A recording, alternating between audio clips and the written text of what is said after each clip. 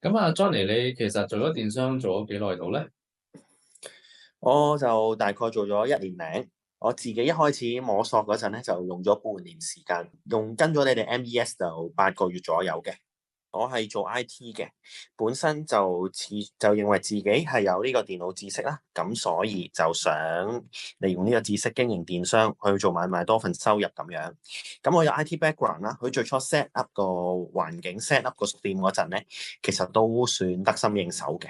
但係其實一開完個網站之後啦，做落去發現到我有嘅電腦知識同做到個成功嘅電商，其實仲爭係好多，仲係兩回事嚟嘅。我可以入產品、入貨或者做 marketing，甚至一般嘅 customer service 嗰度咧，其實都遇到好多問題。唔係識做電腦就可以做到一個好嘅電商。就係識到 MC Sir 你啦，就知道好多做電商嘅技巧。慢慢我個